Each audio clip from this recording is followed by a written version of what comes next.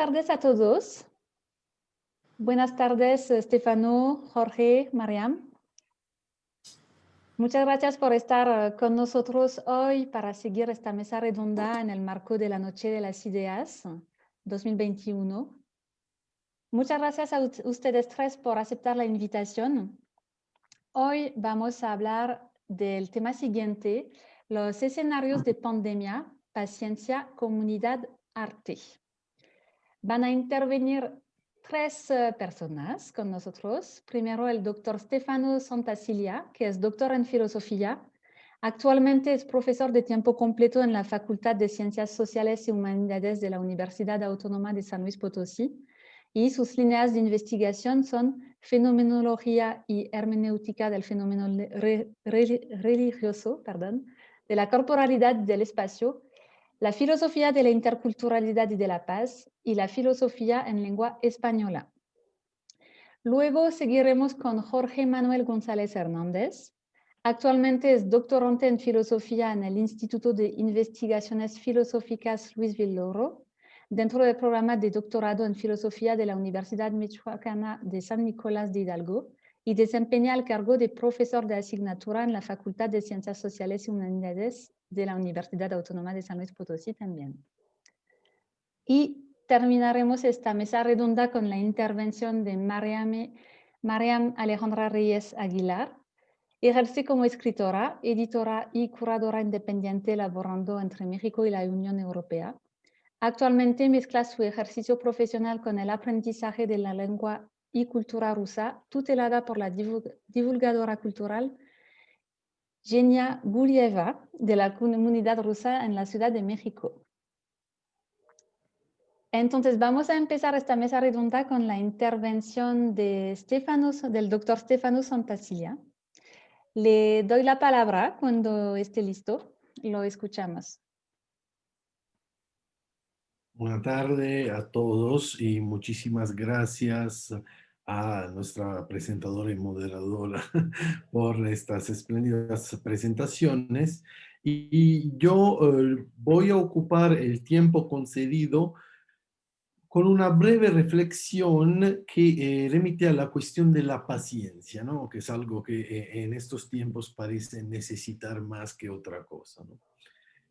Porque hablar de la paciencia, pues remite a la cuestión de los escenarios de pandemia. La pandemia, pues en sí misma, ¿qué ha hecho y cómo se va desarrollando? Fundamentalmente engendrando una situación que podríamos definir de no poder.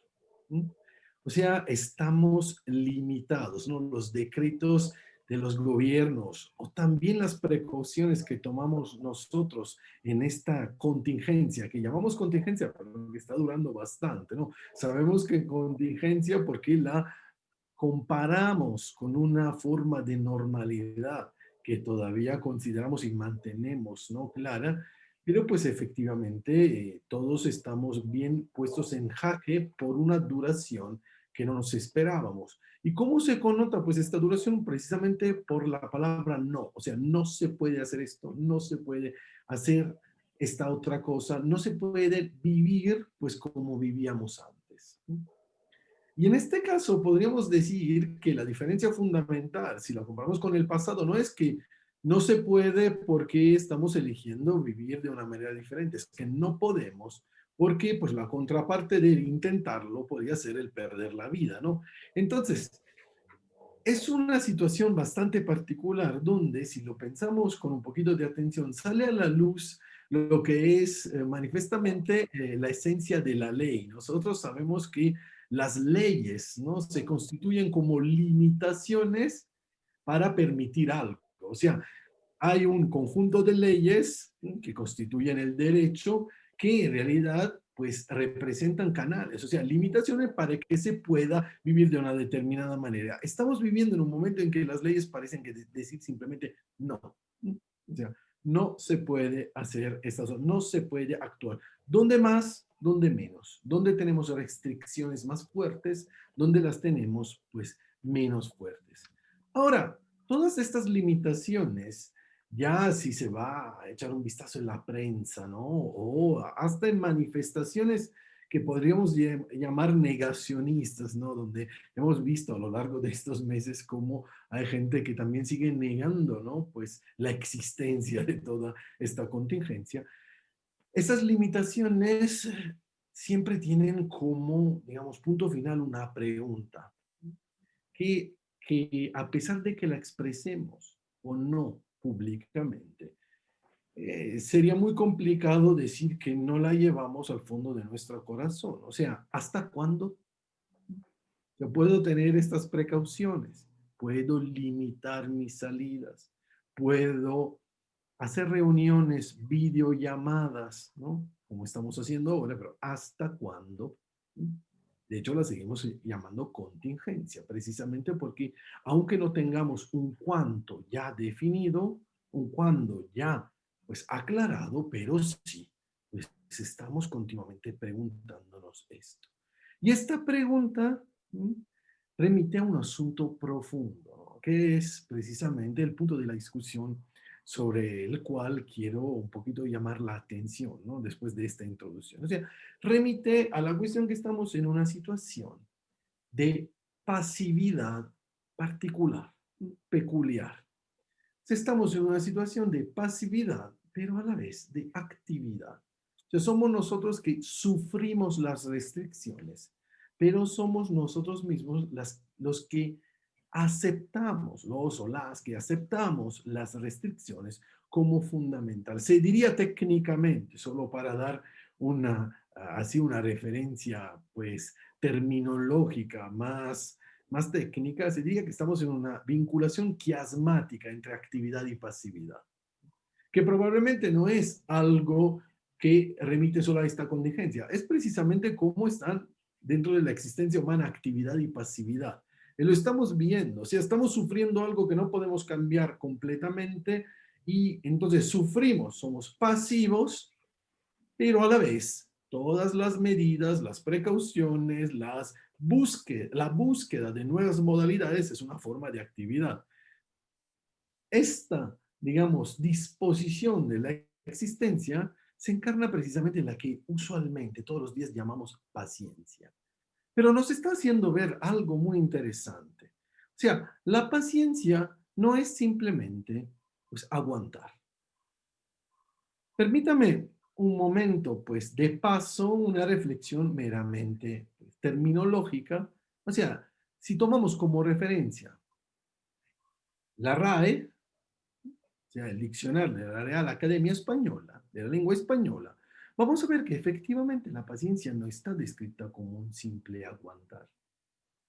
La paciencia está descrita como, la primera definición es la capacidad de soportar sin alterarse. Tenemos la idea que soportar implica una pasividad, pero, pero si lo vemos con más precisión y rigor, pues vemos que no es simplemente esto. Y sobre todo porque no es simplemente un soportar, sino es un soportar sin alterarse.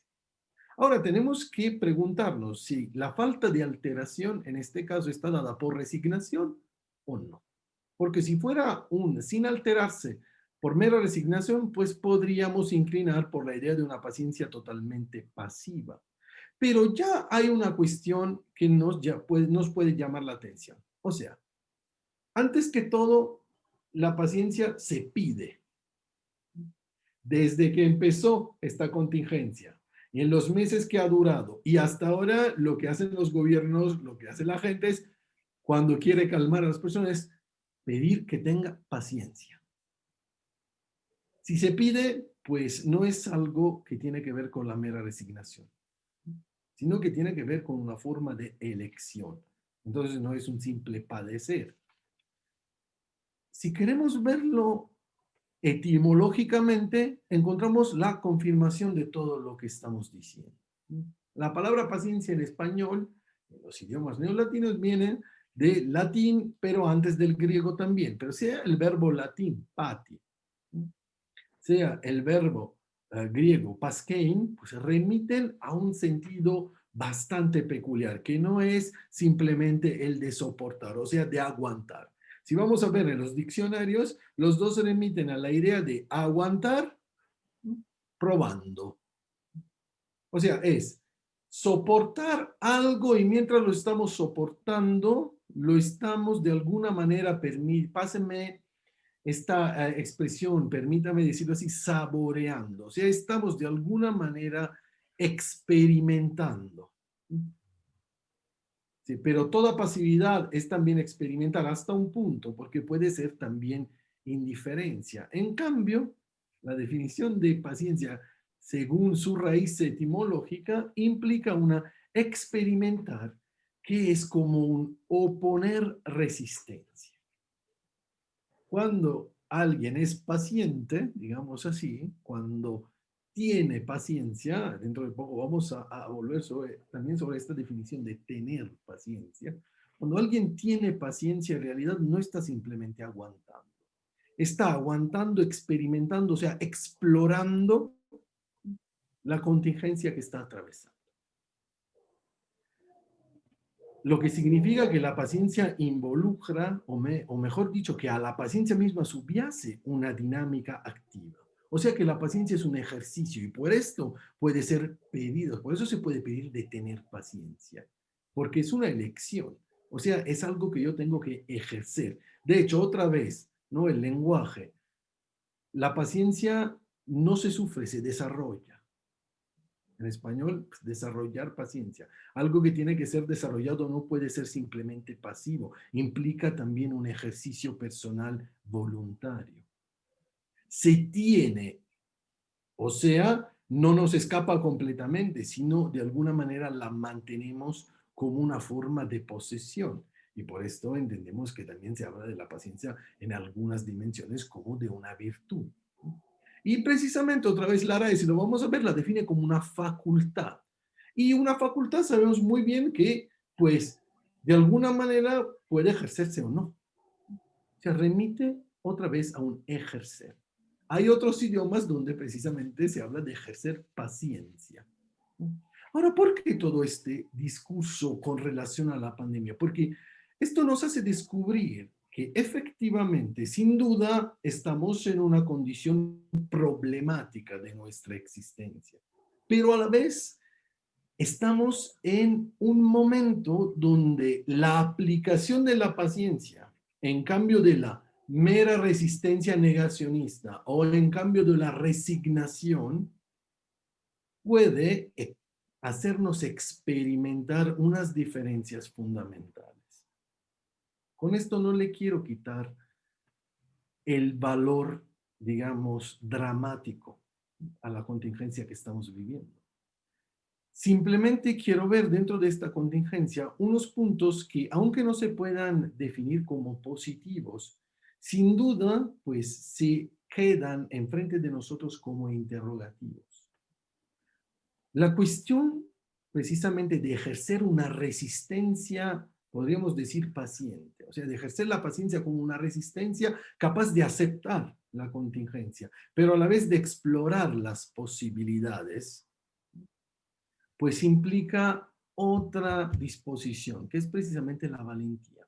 Estamos escuchando en estos tiempos de no solo de trastornos, lo que puede no depender precisamente de nuestra voluntad en muchos casos, pero también de crisis relativas a la imposibilidad de actuar como antes, ¿no? O sea, entonces, estamos tan acostumbrados en pensar en unas formas como absolutas al punto de que el cambio rápido, no anunciado de una situación vital, pues determina una crisis. Ahora, pero otra vez, crisis no siempre significa algo negativo, significa también una fractura con, digamos, lo usual, pues que revela otras condiciones.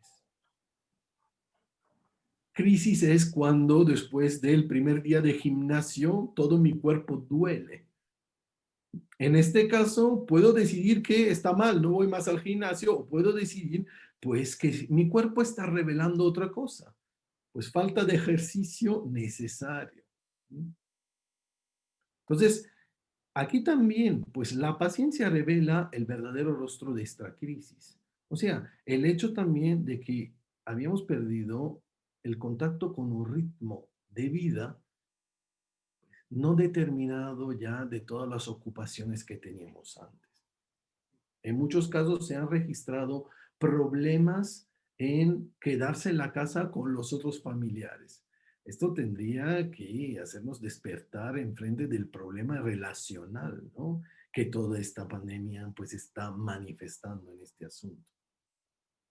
La incapacidad de mantener las relaciones cercanas, en este ejemplo, y la búsqueda, ¿no? Pues de la salida de la casa como posibilidad de salvación, pues en realidad que nosotros habíamos tomado en algunos casos como normalidad, en realidad no era la normalidad, sino era precisamente la falta de reflexión sobre pues nuestra manera de vivir. Ahora, ¿qué quiero decir? Pues con todo esto, no sé cuánto tiempo todavía yo, yo tengo vaya, ya gastado, pero pues voy ya llegando a la conclusión.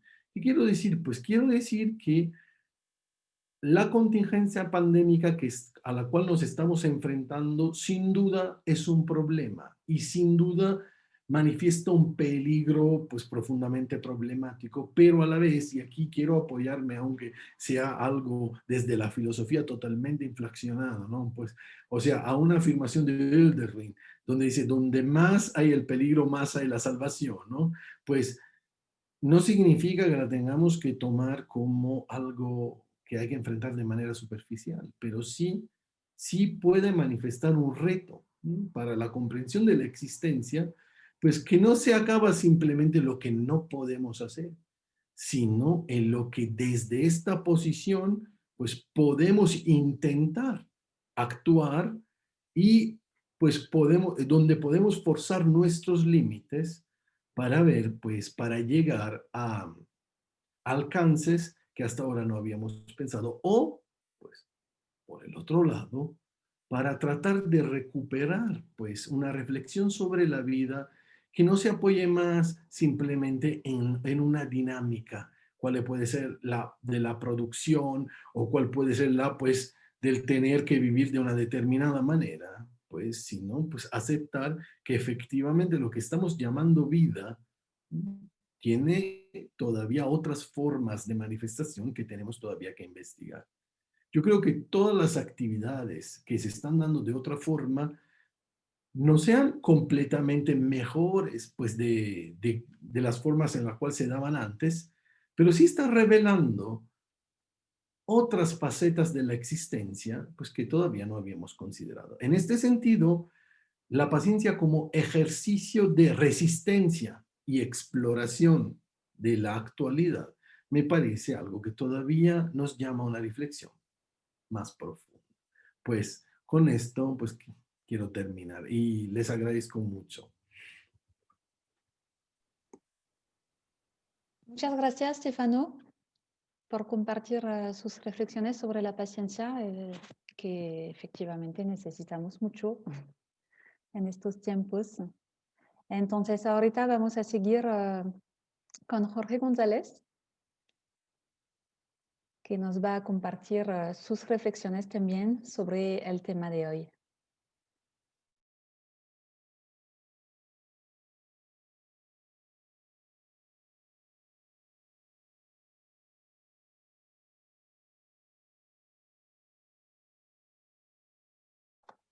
Está apagado su Perdón. micrófono.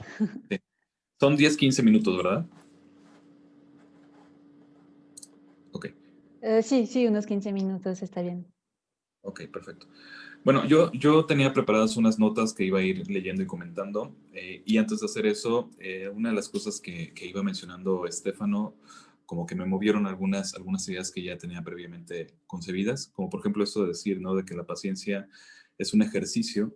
Y yo me quedaba pensando, ¿no? Bueno, ¿qué tipo de ejercicio realizaríamos ahora en la parte reflexiva respecto de la muerte, ¿no? Es decir, cómo la muerte se está reconfigurando de manera, digamos, concreta, ¿no? Es decir, cómo la estamos viendo ahora, cómo la estamos viviendo, incluso desde la distancia, ¿no? Y lo digo sobre todo en primera persona, ¿no? En mi caso, un poco la cuestión es estar lejos en esta ciudad de toda mi familia, ¿no? Que está regada por varias partes de la República. Entonces es como, ¿qué pasaría, ¿no? Si de repente la imposibilidad está marcada porque no me puedo mover a esos lugares, ¿no? Y aunque pudiera moverme, tampoco podría entrar a despedirme de ellos, ¿no? Todas estas, digamos, como coordenadas, ¿no? Reflexivas que se están modificando a través de ver la muerte de manera directa en el sentido, digamos, cotidiano, ¿no? No directo de que yo esté todos los días, ¿no?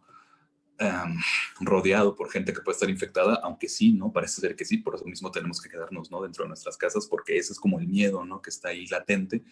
Y me quedé pensando en eso que decía Estefano, ¿no? Es decir, ¿cuál es la forma o cuál es la formalidad del pensamiento que una pandemia como esta nos está revelando a nosotros, ¿no? Es decir, ¿qué decimos ahora de la muerte? ¿Qué podemos decir o qué podemos entender? Y por eso yo retrotraje, ¿no? Un poco las ideas a lo que ya se había dado, ¿no? Durante la peste en la Edad Media, solamente como un pretexto para hablar de filosofía y muerte. Dividiré mi participación de manera muy rápida en dos momentos. Uno, en la parte donde yo cuento la experiencia personal de cuando a mí me dio COVID hace un par de meses, ¿no? Y la manera como lo sobrellevé y la manera como incluso la filosofía de alguna manera o el pensar de manera filosófica, si es que lo podemos llamar así, me ayudó un poco a mantener la paciencia, ¿no? A mantener la calma dentro de las situaciones que se estaban dando en mi cabeza, sabiendo que yo tenía el virus dentro, ¿no? Y viendo las noticias y sabiendo el porcentaje de muertes, de muertes por contagios, cosas por el estilo. Y era como luchar, ¿no? Frente a un pensamiento, una idea muy establecida en mí y una novedad, es decir, tienes algo que está matando a la gente, ¿no? Y eso me hizo modificar un poco algunas ideas, no en lo esencial, pero sí en la parte vivencial, por decirlo de alguna forma. Y la segunda parte, muy corta, una parte técnica, ¿no? De filosofía para poder enmarcar, ¿no? La experiencia que voy a narrar ahora. Bueno, voy a ir leyendo y comentando algunas ideas. Voy a iniciar con un epígrafe de Sigiberto de Gembloux, que aparece en un texto de Jacques Le Goff, que es un importante historiador de medieval. Decía Sigiberto, muchos se pudrían hechos pedazos, como quemados por un fuego sagrado que les devoraba las entrañas. Sus miembros, enrojecidos poco a poco, ennegrecían como carbones.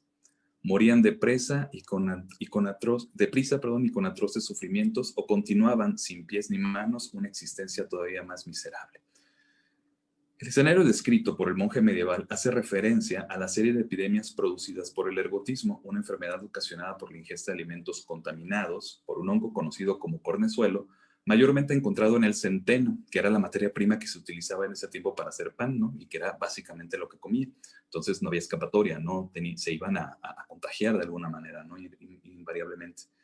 El cuadro pintado por este narrador nos invita a preguntarnos, ¿por qué frente a la presencia de una realidad tan catastrófica seguían apareciendo brotes incontrolables, incluso cuando se conoció el origen de la enfermedad? Es decir, si ya sabían que era producido por el pan de centeno, ¿por qué razón tenían que seguir consumiéndolos si eso sabían que les iba a traer aparejada la enfermedad, ¿no? Y es un poco la pregunta que podemos hacer ahora, ¿no? ¿Por qué si sabemos que se nos dan recomendaciones de cierto tipo para cuidar nuestra salud, de todas formas vamos en contra de ellas de manera grupal? Tal vez de manera individual cada uno está haciendo su parte, pero de manera grupal parece que las medidas no se están siguiendo, ¿no? Y ahí hay una razón humana, ¿no? Detrás que vamos a ir explorando aquí. La historia de la medicina es clara al respecto. Tuvo que haber un proceso de aprendizaje por parte de las poblaciones que se enfrentaban a dicho fenómeno. Es exactamente igual que nosotros, ¿no? Hace rato marcaba Estefano, es decir, ya llevamos un año, ¿no? En un año tuvimos que haber aprendido varias cosas respecto de nuestros modos de vida anteriores y los modos de vida que estamos adquiriendo en la actualidad, que de alguna manera son modos de vida que ya conocíamos, pero no estaban continuados en el tiempo, no eran permanentes, que tal vez por ahí es un poco lo que pesa más, ¿no? Saber que estás obligado a llevar un modo de vida con el cual probablemente no te habías imaginado convivir alguna vez. Y entonces una de las primeras ideas es esta, ¿no? Es decir, tiene que haber un proceso de aprendizaje, ¿no? Tiene que haber, como en todo, ¿no? Una curva en la cual nosotros vamos como aceptando la realidad y vamos adaptándonos a ella y luego podemos adecuarnos también, ¿no? Dentro de lo que nosotros podamos ponerle a esa realidad específica. La cuestión está aquí, ¿no? Tiene que ver ese proceso de aprendizaje. Las opciones iniciales para aquellos que padecían la peste en ese tiempo, que seguían consumiendo el pan de centeno, eran dos. O morían de hambre por no consumir y por lo tanto no se infectaban, o padecían los estragos de la enfermedad en el mejor de los casos, o bien padecerlos y morir. Es decir, me muero de hambre porque pues no tengo nada más que comer, o salgo y trabajo y espero que no me mate, ¿no? La enfermedad es un poco lo mismo, ¿no? O sea, la gente acá está, muchos tenemos privilegios de alguna manera que nos permiten estar en casa, pero aún así, fíjense, o sea, yo salgo muy poco y aún así me dio, ¿no? Entonces, tampoco estamos exentos por el hecho de seguir todas las recomendaciones, ¿no? Es un poco paradójico el asunto, porque incluso aún siguiéndolas, incluso alguien que la siguiera al 100% no le garantiza nada, ¿no? Que no se vaya a contagiar y que no vaya a fallecer por esa razón. Y lo mismo era, ¿no? Como estructura humana, como cuestión de comportamiento, lo que pasó en la Edad Media con la peste. Claro, mutatis mutandis, ¿no? Ahí tenemos que ver sus diferencias. Pero bueno, la cuestión es que en esa época, en el grueso de los pueblos medievales, la ingesta de pan de centeno era el equivalente, al menos para nosotros en México, al consumo prácticamente diario de tortillas. ¿Por qué digo esto? Porque pues la mayor parte de las personas que se infectan, si vamos a porcentajes aquí en México, es la gente que tiene, la que tiene menos empleo, ¿no? La gente que tiene que realmente salir cada día para poder ganar dinero, para poder comer, ¿no? Así como aquel solamente tenía centeno para poder comer, aquí mucha gente puede comerlo poco y la cuestión de la tortilla es una metáfora para decir que tienen que salir, ¿no? A ganarse el pan y por esa razón tienen mayor probabilidad de contagiarse. Quise iniciar el tema de estas reflexiones con esta comparación porque en ambas situaciones se cumple la siguiente sentencia que ya decía Yankelevich, ¿no? Vladimir Yankelevich, que le hace alguna vez una entrevista sobre la muerte o sobre la idea de la muerte. Y dice Yankelevich, lo cito, dice, si no puedo colocar de nuevo mi destino en un conjunto más vasto, entonces se vuelve una duración sin pies ni cabeza, no tiene sentido. Y hay que confesarlo. Ya soy yo comentando la cita de Yankelevich. Todos los esfuerzos que seguimos haciendo diariamente, aún en estas circunstancias de confinamiento, forman parte de ese querer recolocar, o para algunos mantener, nuestro destino personal en el conjunto de lo que era nuestra vida antes de la pandemia. De alguna forma estamos queriendo conservar la existencia también ahí, ¿no? Y a partir de eso, el pensar sobre la muerte no es que se vuelva distinto, la muerte sigue siendo la cesación de la vida, si lo queremos ver en términos así muy secos, ¿no? Pero la manera como nos relacionamos, y ahí está el punto, la manera como nos relacionamos con la muerte es diferente, es muy diferente. Inicio yo comentando un poco la experiencia, ¿no? que yo tuve ya para irme hacia la parte filosófica de inmediato. Yo en las primeras etapas de la enfermedad, una de las cosas que noté de inmediato fue la capacidad que tuve de imaginarme los escenarios más nefastos sobre la evolución que el virus tendría en mí. Aunque mi familia y amigos me manifestaron su apoyo inmediato, yo no podía dejar de concebir situaciones terribles en torno a mi propia vivencia, ¿no? Es decir, se me va a acabar la vida, ¿no? Puede ser que de un día a otro, porque esas eran las noticias que uno escuchaba, ¿no? De un día a otro el virus puede dispararse y ya, ¿no? Ni alcanzaste a llegar al hospital. Entonces era como, ¿qué día será ese, no? De repente te decían incluso del día 9 al día 12 son los días críticos y de repente tú estás en el día 8 y dices, bueno, a las 12 de la noche será el día 9, ¿no? Entonces empezarás a pensar como estoy entrando dentro de la etapa en la cual empieza lo peligroso, ¿no? Y lo curioso para mí fue que uno de los días críticos que yo padecí fue como el día 5 o 6, ¿no? Y entonces era como ya empezamos a pensar, entonces todavía no está como bien identificada, ¿no? La manera como esta enfermedad actúa, como este virus actúa, porque los días 9 y 12 fue nada, ¿no? O sea, para mí fue como muy tranquilo. Los días previos a esos fueron los complicados. O sea, los dos primeros síntomas que identifiqué y que me hicieron preocuparme inicialmente fueron la pérdida total del gusto y del olfato, ¿no? En esos momentos mi imaginación me proveía de muchas atmósferas como la descrita por un filósofo que muchos recordaremos aquí quizá por nuestras clases en prepa, que era Michel de Montaigne, ¿no? Que decía Michel de Montaigne en un pasaje, ¿no? Respecto también del estar, ¿no? Enfermo dentro de su casa. El oír una tos continuada irritaba mis pulmones y mi garganta. Me costaba visitar más enfermos cuando más me preocupaba su estado. En fin, me apoderaba del mal que veía y lo guardaba dentro de mí. Evidentemente, ya comentando yo la cita, yo nunca salía a visitar a nadie, pero sí que escuchaba las noticias, leía los encabezados de los reportes de COVID en el mundo, veía videos con los cuales calmar mi ansiedad, pero antes de que yo me calmara, es decir, lo único que conseguía era replicar en mí una actitud similar a la escrita por Montaigne. Hacía mío el mal causado por la enfermedad y me agobiaba con mis propios pensamientos, ¿no? Aunque realmente a mí no me estuviera pasando nada grave en algunos momentos, el hecho de estar viendo noticias me puede pasar, ¿no? Entonces era más la enfermedad respecto de lo que pensaba que pasaba que lo que realmente estaba pasando. ¿Por qué pasaba esto? Montaigne también lo aclara, ¿no? En este ensayo dice, la imaginación actúa a veces no ya contra el propio cuerpo, sino también contra el ajeno, de la misma suerte que un cuerpo comunica el mal a su vecino, como se ve en las epidemias. Fíjense en la conciencia que tenía Montaigne ya del asunto, ¿no? Es decir, muchas veces nos enfermamos más respecto de lo que pensamos de la enfermedad que de la enfermedad misma en algunos casos.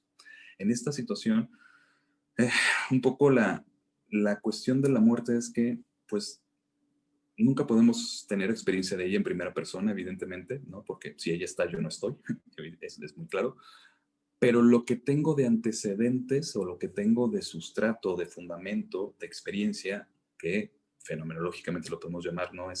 Vivencias, respecto de la muerte de los otros, es lo que va constituyendo en mí, ¿no? Constituir es un término técnico para decir, yo formo esa idea, ¿no? Formo ese pensamiento respecto del objeto que estoy conociendo y en este caso es la muerte, ¿no?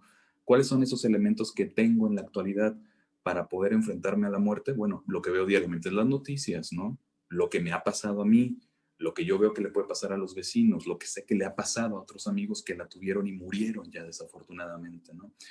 Y en ese sentido, todo ese sustrato, ¿no? De experiencias y de vivencias que tengo van construyendo en mí este pensamiento respecto de la muerte, que en esencia lo único que veo que ha cambiado es la aceleración del pensamiento, es decir, veo que puede ser más rápido, ¿no? Como decía hace rato, puede ser que de un día a otro una persona estaba muy bien y al día siguiente ya el virus ¿no? lo consumió, ¿no? Lo llenó y murió. Esa rapidez con la que va matando literalmente este virus a la gente, creo yo que es lo que modifica un poco, nada más en cuestión de temporalidad, la conciencia o la forma que tenemos del pensamiento de la muerte.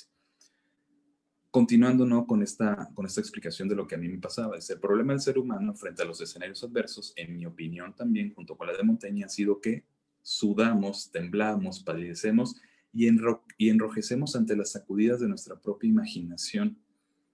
En este caso, mi primer signo de alarma fue la pérdida del gusto, minutos después la del olfato. Y creo que en el contexto de una pandemia como la que estamos viviendo, si de un momento a otro perdemos estos dos sentidos, considero que una de las razones iniciales y totalmente entendibles sea la de exagerar con la imaginación nuestro padecimiento. Con todo, sé que no es un estado en el cual debamos quedarnos, porque solo nos estaríamos condenando a padecer sufrimientos innecesarios, cuando la evidencia indica que muchos de cuanto padecen pérdida de olfato como uno de los primeros síntomas, y aquí cito, ¿no? Es un texto que hicieron en la Universidad de California, es, si tú tienes de inmediato, ¿no? Los síntomas de pérdida de olfato y gusto, tienes, cito el artículo, dices, tienes 10 veces menos probabilidades de quedar ingresados en el hospital que los que no experimentan este síntoma. Entonces, empieza a jugar un poco con las estadísticas también, ¿no? O sea, si estoy dentro de ese 10%, pero resulta que cerca del 90% de las personas que padecen el virus tuvieron estos síntomas, quiere decir que, bueno, en realidad tengo la mayor cantidad de probabilidades de ingresar al hospital que aquellos que no tuvieron los síntomas, ¿no? Por ejemplo. Lo que sí se ha visto es una relación entre aquellos que no tuvieron esos síntomas, ¿no? Iniciales, pero sí tuvieron los demás, son los que generalmente suelen estar en situaciones más graves, ¿no? Porque la cepa les pegó más duro, ¿no? Por ejemplo.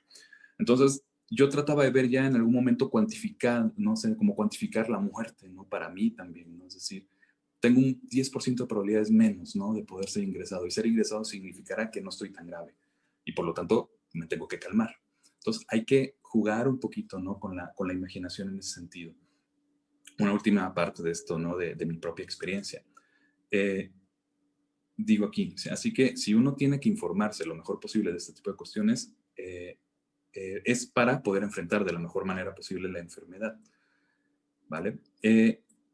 Con esto que estoy queriendo decir respecto de la muerte, no nos va a quitar o no nos va a calmar de inmediato, ¿no? La ansiedad que podamos tener respecto de las posibilidades de nuestro propio morir, pero sí que nos ayuda de alguna manera a sobrellevar, ¿no? A tener una forma distinta de llevar una vida cotidiana, un poco como lo que mencionaba Estefano, es decir, cuáles son ahora nuestras formas de vivir, ¿no? Cómo nos adaptamos a ellas, cómo las vamos a ir llenando, ¿no? ¿Cómo vamos a ir nosotros supliendo lo que teníamos con lo que ahora tenemos? Y es ahí donde yo ya entro en la parte de la reflexión filosófica, recordando dos cosas. Una, recuerdo que hay un texto de Ortega y Gasset que se llama El silencio Gran Brahman, que en ese texto el argumento general es que no nos callemos y compartamos el dolor con los demás, ¿no? Es decir, en la manera en que nosotros nos relacionamos con los otros y en la manera como compartimos el dolor con los otros, está la clave para poder, y ese texto lo escribe hace 70 años más o menos, Ortega y Gasset, un poco más, un poco menos, está la clave, ¿no? De compartir con el otro el sufrimiento, pero también recibir, ¿no? Es decir, saber que podemos ser hombro para el otro, ¿no? Para compartir el sufrimiento respecto de algo que ya se está instalando como una normalidad. No quiere decir que antes de la pandemia no conviviéramos con la muerte, pero la manera como convivimos de forma tan acelerada, de forma tan cercana en esta pandemia, creo yo que sí nos invita a que hagamos uso, ¿no? De aquella recomendación que nos hacía Ortega y Gasset. Y para cerrar, un par de ideas más, ya desde la fenomenología, ¿no? Que es un poco lo que yo me dedico aquí en filosofía. La paradoja que se asoma, ¿no? En todo esto que estamos platicando es que yo no puedo constituir la muerte en primera persona. Es decir, yo no muero y después digo que se siente morir porque pues, ya morí. Pero se me revela como empíricamente cierta en la vida cotidiana. Es decir, veo que la gente muere y que yo moriré en algún momento. Por más esfuerzos que realice, no seré capaz de hacer reducción de la muerte porque el paso metodológico de la puesta entre paréntesis es imposible de alcanzar en primera persona. Nuevamente, yo no puedo hablarles a ustedes de qué se siente morir porque pues yo no estaré cuando muera. Con todo, el ser humano tiene la capacidad de retener aquello que se le está escapando en el flujo de su conciencia, que jamás queda vacía, ya sea mediante el recuerdo o la memoria, lo que platicaba hace un momento. Yo puedo decir qué podría significar la muerte, no en un sentido biológico, sino en un sentido relacional, por lo que he visto que significa la muerte para los demás y por lo que he visto que ha significado la muerte para mí cuando he visto que se han muerto personas cercanas, ¿no? Y no necesariamente cercanas en el sentido de familiares, ¿no? La constituyo a la muerte en un movimiento de segundo orden, es decir, reflexiono sobre ella con todos estos elementos que tengo de base, al yo afectado por la suma de actos pasados, es decir, por la sedimentación de las experiencias comunes sobre la muerte que permanecen gracias al tiempo histórico. Se da una constitución de la muerte por analogía. Tenderé a pensar que, así como la muerte de los otros es un hecho que constituye el sentido de la vida, así deberá serlo mi propia muerte. Para poder hacer eso es necesario solo que yo vea cuáles son las consecuencias del morir, ¿no? Es decir, que yo sepa qué es lo que pasa alrededor de un escenario de muerte, ¿no? La tristeza, el sufrimiento, el dolor, la resignación, las lágrimas, ¿no? Todo eso que está alrededor del escenario o de un escenario de muerte o de la muerte misma es lo que me llevaría a mí en ese pensamiento de segundo orden a reflexionar sobre mi propia muerte y no nada más eso, sino sobre el sentido que tendría mi vida antes de que el momento de la muerte llegue. Para cerrar, ¿no? Ya darle conclusión a esto, si yo puedo constituir mi muerte, es decir, pensar sobre mi muerte en un movimiento de segundo orden, es decir,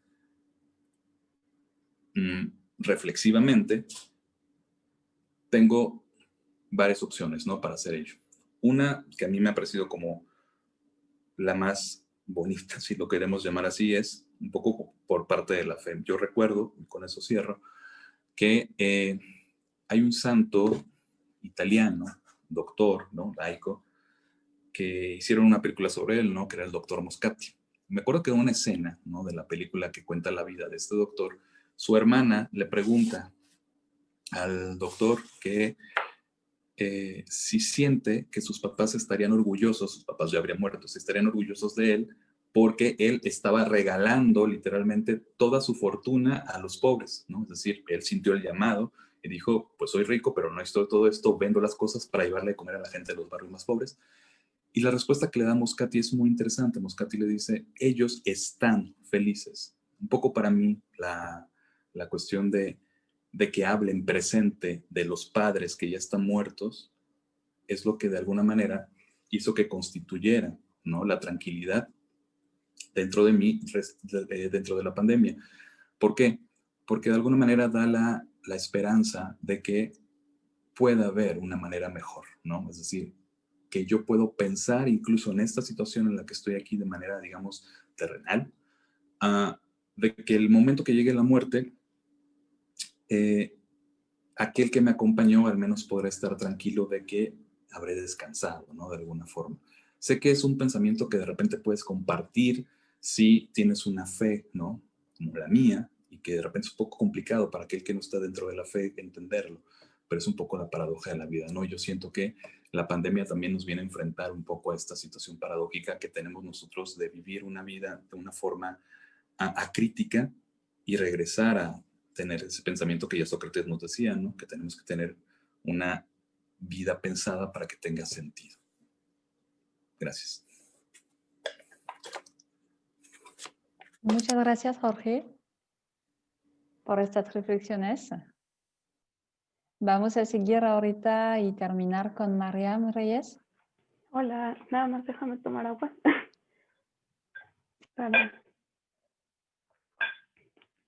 Bueno, yo voy a hablar un poco sobre esta cuestión del arte en la pandemia, que me parece un tema que se necesita ahondar, más en México, un país golpeado por el poco apoyo que existe en la cultura en general.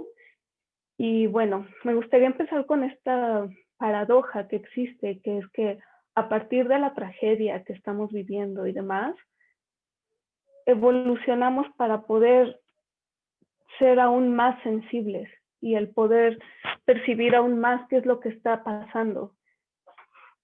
Ahora, como bien mencionó el doctor Estefano, estamos ante una situación donde necesitamos paciencia y toda la gente está loca por salir a la calle, por consumir de una u otra forma. Es increíble la cantidad de personas que manifiestan en redes sociales que necesitan ir a museos, movilizarse, etcétera. ¿Y qué nos encontramos? No se puede, pero tenemos la herramienta que es la virtualidad. Ahí es donde viene otro reto por parte de la cultura y las artes, que es que en México no estábamos preparados ni siquiera para hacer esto de forma virtual. Y debemos de entender en el panorama cultural y artístico que es lo virtual por lo virtual no, de nada sirve. Y menos en un país en el cual nos enfrentamos ante una terrible desigualdad. ¿Qué quiero decir con esto? Me gustaría explicarlo. Por más que se grabe en alta calidad, con el mejor sonido, la mejor tecnología, que en este caso en el país también es muy precario, de nada va a servir que se realice todo esto si las personas no tienen los medios para poder ver y contemplar de la forma que debería ser correcta o satisfactoria las artes. Pero, irónicamente, también es de mucho valor el empezar a hacer esta memoria histórica de lo que está sucediendo y empezar a poner dentro del mundo digital todo este cúmulo de conocimiento. Ahora, también tenemos por otra parte la democratización, el acercar la cultura y las artes a lugares que muchas veces no se pueden porque es necesario movilizarse para poder consumir o contemplar esos objetos. Ahí es donde se le da un valor a las redes y podemos encontrarnos ante lo sublime. La gente, siendo sumamente sensible ante toda esta situación, empieza a contemplar y a valorar aún más todo lo que está produciendo los seres humanos en general, sea cual sea el país, sea cual sea el idioma. Se está viendo que todo el mundo tiene acceso a consumir, pero de nuevo, no de la misma forma, debido a la desigualdad que existe. También podemos ver que se revaloriza la percepción entre cada uno. Las personas empiezan a cuestionarse si es lo mismo consumir detrás de una pantalla o frente a la obra misma. También hemos de pensar en esto. No es lo mismo consumir una fotografía en una pantalla a tratar de consumir una escultura. ¿Por qué? Porque la escultura conlleva otros sentidos que la tecnología misma nos limita. Aquí es interesante porque empiezan a surgir propuestas como la realidad virtual y demás, pero nos encontramos que esta realidad virtual ya nos diseña de antemano nuestra reacción en un museo o frente a la obra.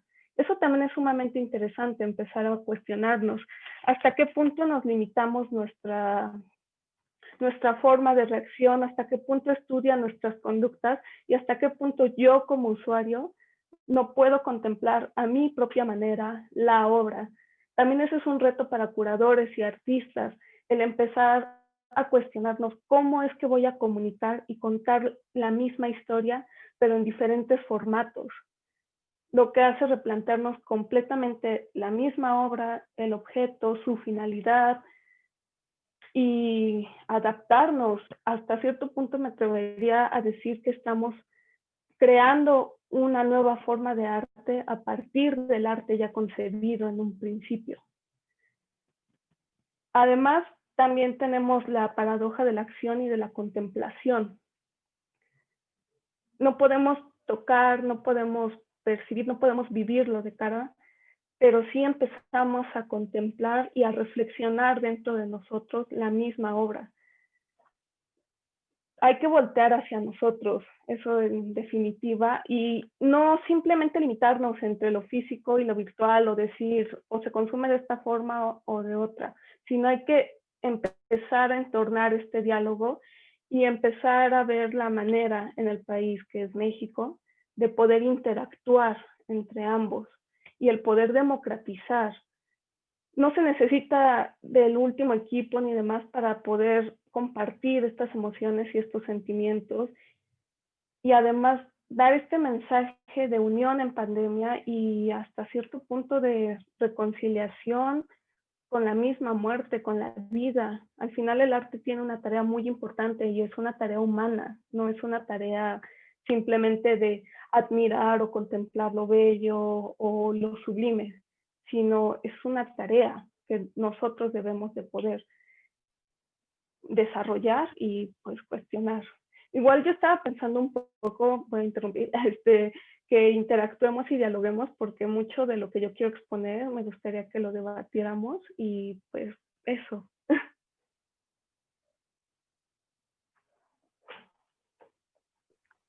Sí, claro, no sé si Stefano o Jorge tienen unas reflexiones que hacer sobre lo que acaba de decir Mariam.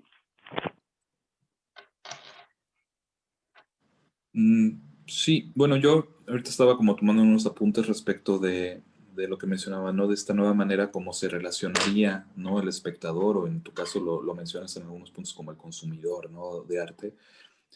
Un poco en la experiencia que tienes tú, sé que por ahí también has hecho unos tours virtuales. ¿Qué es lo que notas que se modifica, ¿no? En esta recepción que tiene el espectador acerca de la obra de arte, ¿no? Es decir, cómo sientes que está abordándola, qué dice de ella, cómo queda después, si es que hay alguna retroalimentación por parte de ellos en donde tú trabajas. Un poco es eso, ¿no? Si nos defines dentro de lo poco que has podido ver ahora o dentro de lo que conoces, cómo es ese nuevo, ¿no? Muy entre comillas, ¿no? También habría que explicar qué es eso. Ese nuevo espectador, ¿no? Que tú estás viendo en este escenario, ¿no? De pandemia. Y la manera como están resolviendo los museos, ¿no? Este déficit de asistentes a sus instalaciones. Claro, y bueno, voy a retomar primero el punto del déficit de asistentes. Todo el mundo sabemos que la mayoría de los museos sobrevive de el dinero que se recoge a partir de del cobro de cuotas y esto sirve para preservación e investigación dentro de los museos. No solamente las personas deben de quitarse en México esta idea de que solo poner la obra, pagar al artista y ya está, sino conlleva todo un proceso. Algo que me llama mucho la atención y que está realizando el director del Hermitage en Rusia es el invitar a las empresas privadas a que sostengan el 35% de lo que se necesita, o sea, del presupuesto total, el 35% lo carga en una empresa privada que quiera ser donatario. El otro 35% se lo pone al Estado y el 30% es a aquellos que recorren el museo, ya sea de forma virtual, realizando donaciones, o ya sea de forma física. Aquí, en este caso, pues Rusia ha mantenido unas medidas un poco menos estrictas que la Unión Europea, pero está dando la posibilidad de que siga fluyendo las personas. Aquí en México deberíamos de replantearnos eso, cómo hacernos copartícipes sociales, empresas privadas, consumidores de arte y el Estado, para poder sostener esto y poder continuar con la realización de investigaciones, talleres, preservación, cultura, etcétera. Ahora, retomando un poco el punto de mi experiencia, es un poco complicado debido a que podemos decir que existen dos tipos de personas que consumen arte, que son los coleccionistas y que es la persona pues normal que generalmente contempla, analiza, le interesa, pero no lo consume para sí mismo en el sentido mercadológico. Y lo que puedo encontrar es que el coleccionista está dispuesto a arriesgarse por ver la obra que va a adquirir. Pero también, si toma el tour virtual, él cuenta con todas las herramientas para que su visita sea lo más cercana, lo más alta definición y demás, con toda la tecnología para poder contemplar, acercar, alejarse.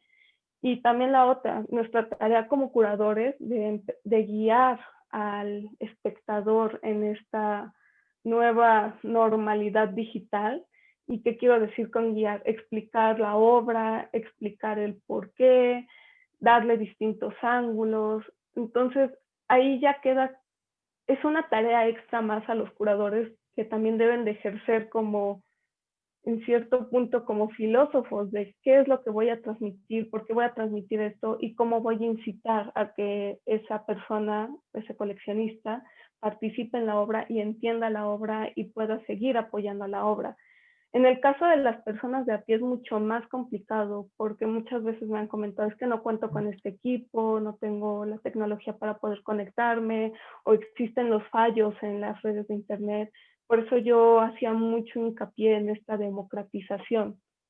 De nada va a servir que virtualicemos todo si existe una desigualdad en México que es de verdad lamentable y no podemos acercar la cultura y las artes de la misma forma. Ahí sería cuestión de reflexionar sobre qué formatos y hasta qué punto son sus limitantes para poder acercar esto.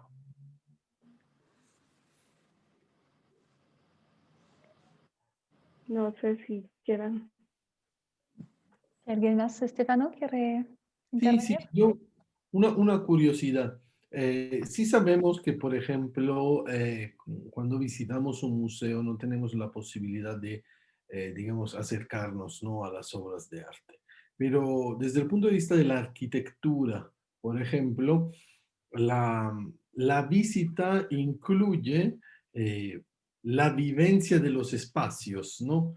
Algo que en un tour virtual se vuelve muy problemático porque yo no me puedo colocar dentro de pues una habitación o por debajo, ¿no? Pues de una cúpula de manera, podríamos decir, espacialmente real. Así que quiero saber si más allá de tours virtuales que yo pueda hacer, pues digamos desde mi mismo dispositivo, si hace tiempo se hablaba también de engendrar como espacios virtuales, ¿no?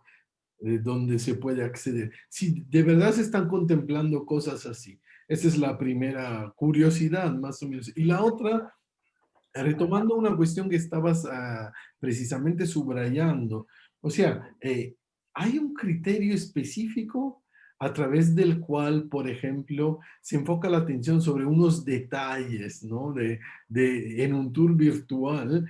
Porque esta es una cosa que sí me llama mucho la atención. Por ejemplo, yo puedo seguir un tour normalmente y distraerme. En cambio, en un tour virtual, pues la distracción sería no participar en el tour virtual, porque en realidad, pues lo que mis ojos van a mirar está de alguna manera vehiculado, ¿no? Por la construcción del mismo tour, en este caso.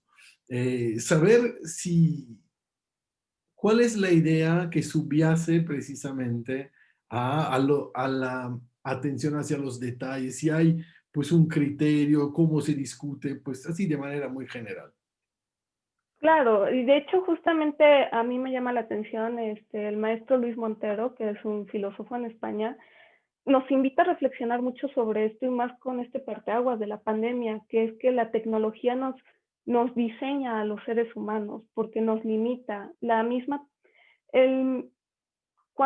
Cuando se crea algo de forma digital, se piensa de antemano cómo vamos a actuar. Entonces ahí sería interesante cuestionarnos, bueno, ¿realmente actuaría de esa manera? ¿Realmente es eso en lo que necesito enfocarme? ¿Ese es el mensaje que debo de tomar? El que estemos nosotros físicamente en un museo, frente a una escultura, en un parque, los mismos parques en Europa es increíble, son museos al aire libre, podemos ver otros detalles o podemos conectar con otras perspectivas que muchas veces la tecnología es lo que estamos peleando, nos limita, realmente nos limita, pero ¿cómo empezar a romper esos límites? ¿Cómo empezar a interpretar? ¿Cómo empezar a cuestionar quienes están diseñando estas tecnologías? Y cómo sentarnos a dialogar para que entre todos podamos construir lo más cercano a una experiencia, que obviamente de verdad no va a ser lo mismo que lo físico. Ahora, también es interesante ver cómo en el plano internacional, en este caso el Museo del Louvre en Francia, está haciendo experimentación con realidad virtual, pero ya a un nivel que es sumamente de locura. Me llamó la atención cómo pusieron la Mona Lisa para poderlo ver en video, pero tú puedes expandir y ver detalles de la pincelada que ni siquiera cara a cara la obra podrías ver, y menos cuando estás rodeado de personas, sientes esta presión. También se ha estado hablando mucho dentro del ámbito museográfico, esta intrusión que existe también por parte de los guardias, restricciones. Entonces hay muchos retos que tomar y muchas reflexiones que la pandemia nos está dejando. Uno, ¿cuánto necesitamos las artes, la cultura, su accesibilidad? Y dos, que la tecnología también tiene sus limitantes, es muy buena. También nos está dando la posibilidad de realizar esta memoria colectiva tan necesaria. Y pues básicamente es eso. Hay muchas más preguntas en este momento que respuestas y hay muchísimos más retos porque también virtualizar no es una cuestión de que se realiza de forma inmediata, hay que tener mucha paciencia, estos proyectos son de largo aliento, y más si se quieren realizar de calidad y que pervivan para que sea consumible a todos. ¿Puedo? Una otra anotación. Sí, Sí, nos quedan unos minutos. Pero no, pues más que una pregunta es simplemente una sugestión. O sea, efectivamente se podría decir que este nuevo abordaje, ¿no? Pues de la atención al arte o atención estética impide la distracción. Esto me llama mucho la atención. E impone, pues si queremos, digamos, retomar los temas discutidos, una paciencia de observación y un sentido, ¿no? Para tomar en consideración también lo que decía el maestro Jorge, pues un sentido que no puede ser eludido de alguna manera, sino tiene que ser, pues en este caso, considerado profundamente, ¿no? Pues simplemente como reflexión al margen. Gracias, Stefano. Mariam, ¿algo para concluir? No, simplemente pues que creo que es el momento para reflexionar aún más nuestra relación entre el mundo físico y el mundo virtual y qué es lo que realmente deseamos y expresarnos. Al final es esa la belleza del arte que permite contemplar lo que otros seres humanos realizan para que podamos recibir ese mensaje o esa contemplación estética.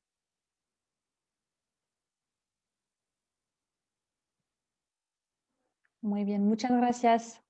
Muchas gracias a ustedes tres por compartir con nosotros estas diferentes reflexiones acerca a la pandemia que enfrentamos desde ya un año, como estábamos diciendo. No sé si quieren ustedes compartir, si el público quiere saber más de su trabajo personal, si quieren compartir contactos o en dónde podemos encontrar más sobre su trabajo. Stefano. Bueno, contactos, pues mi correo electrónico está en la página de la universidad. ¿No? Ok. Ahora ya digamos que es muy sencillo encontrarlo.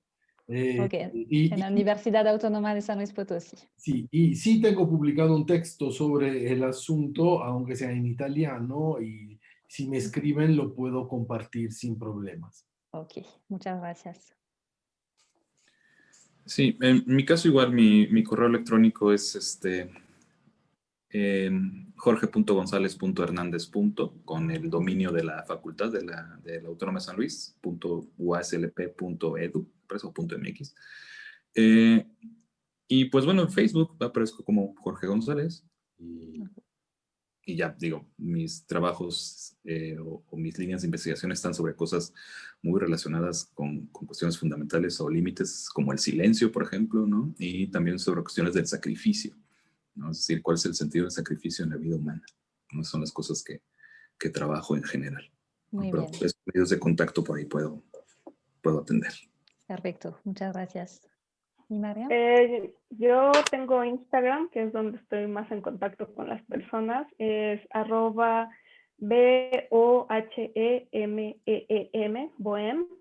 Ahí pueden escribirme, comparto cosas que veo, visitas que realizo, estamos completamente.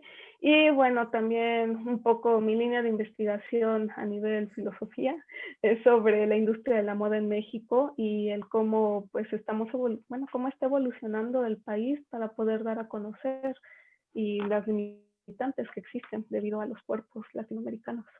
Perfecto. Muchas gracias. Gracias a ti. Gracias. Mucho gusto. Gracias a todos por seguirnos. Perdón. Gracias a todos por seguirnos y los esperamos en las actividades siguientes. Gracias. Hasta luego. Hasta luego. Chao. Adiós. Hasta luego.